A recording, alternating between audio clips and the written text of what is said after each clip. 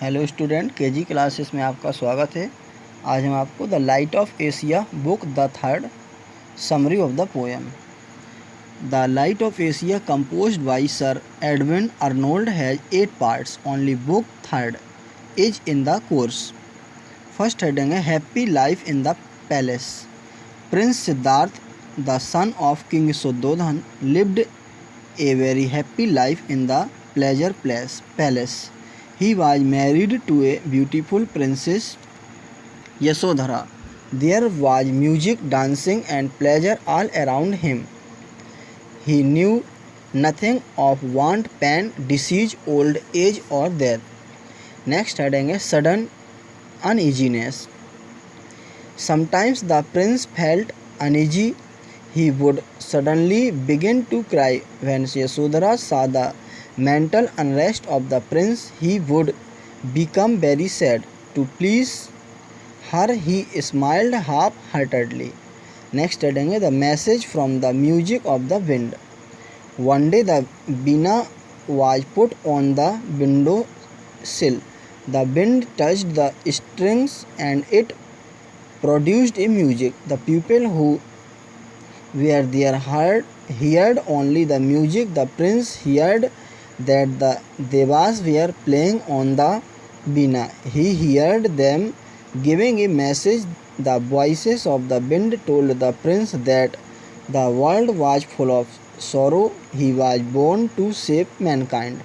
The world was waiting for him.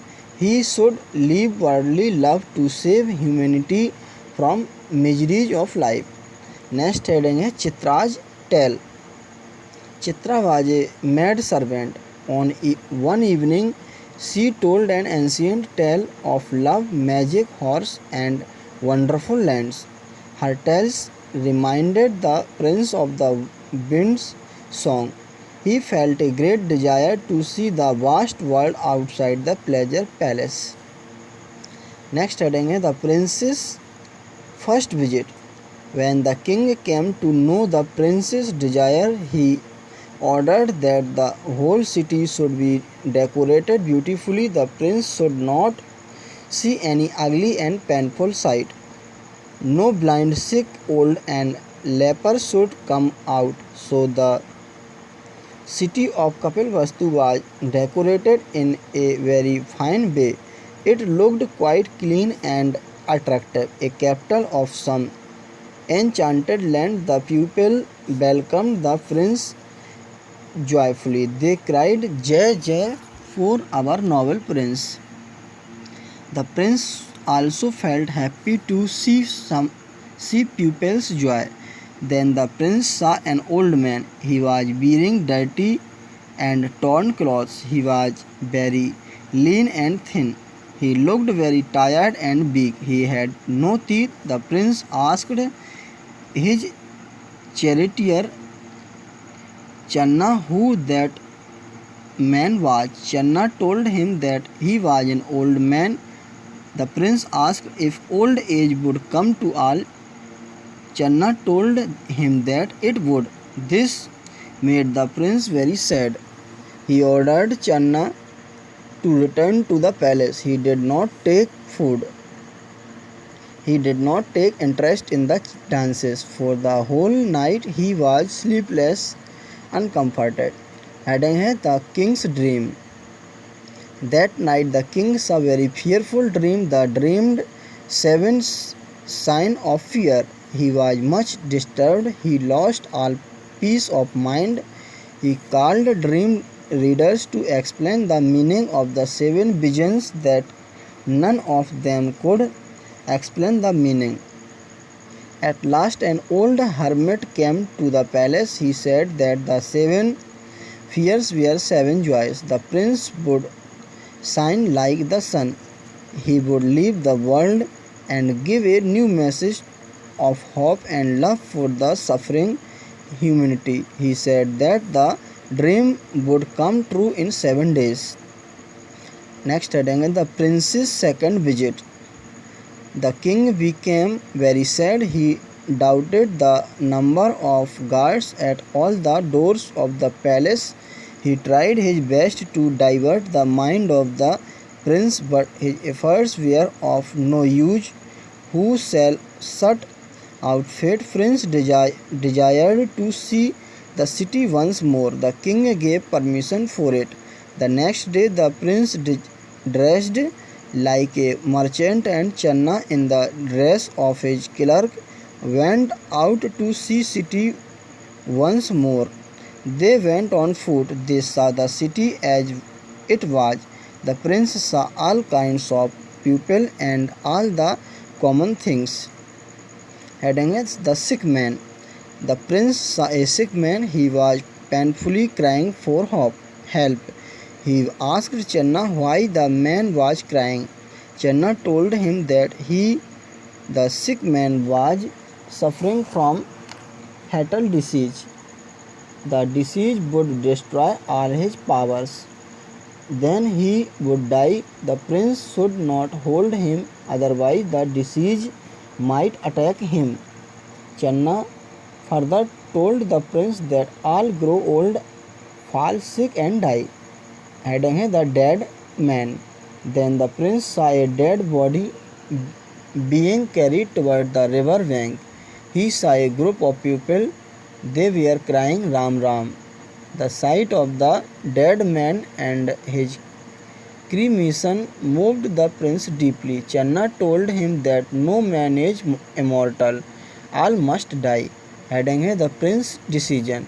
The prince was greatly troubled in mind.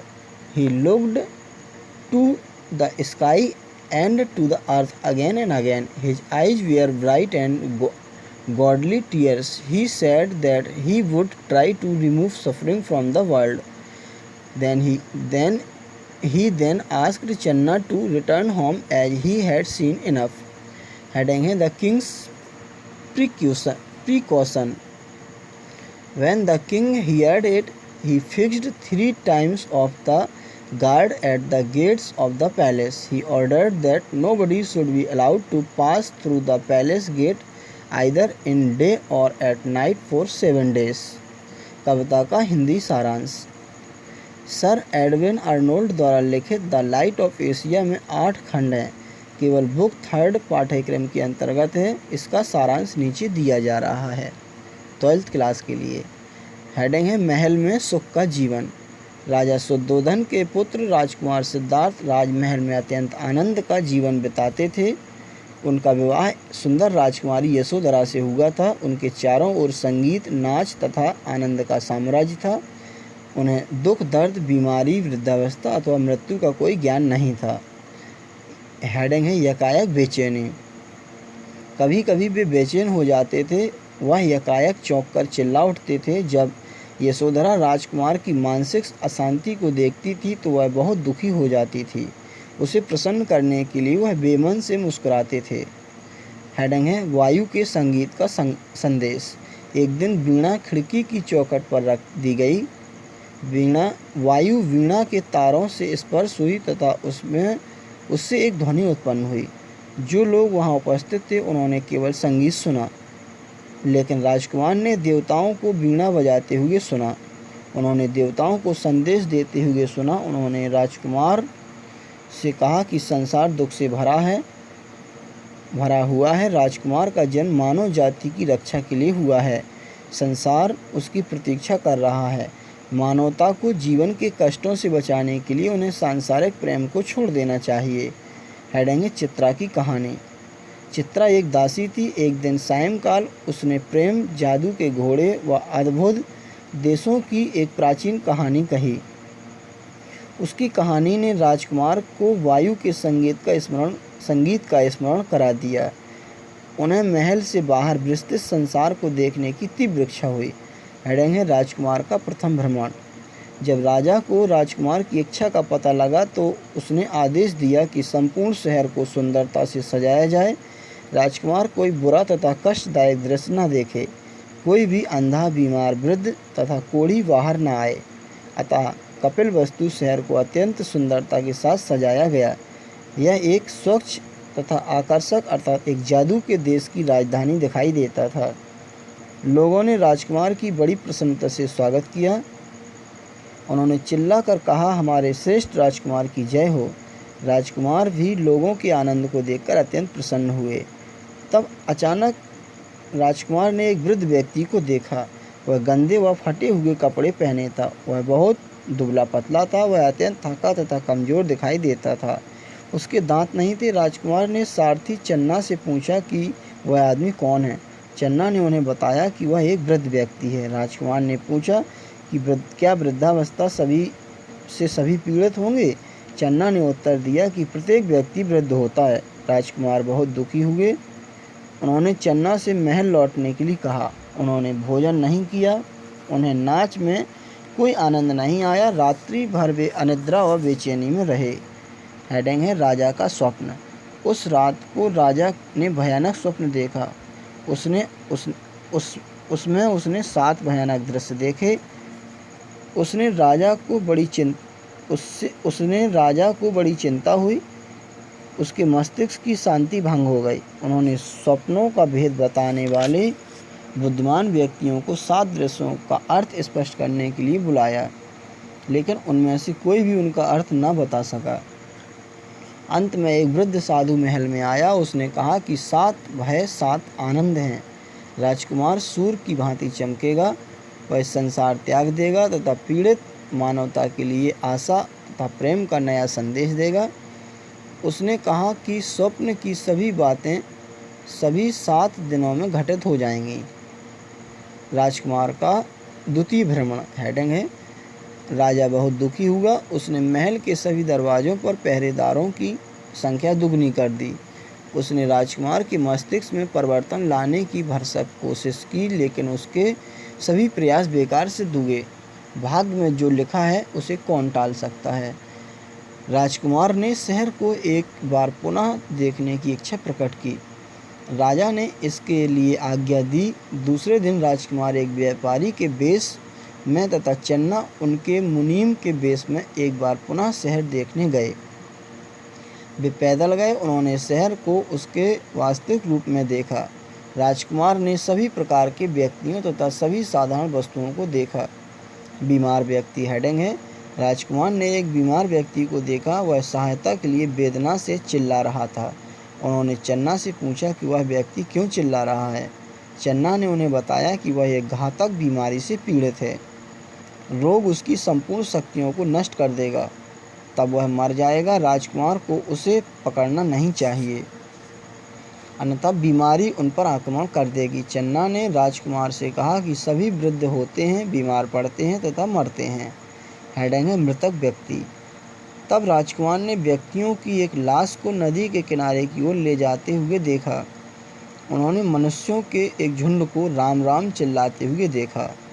मृतक व्यक्ति तथा उसके दाह संस्कार के दृश्य ने राजकुमार को बहुत अधिक प्रभावित किया।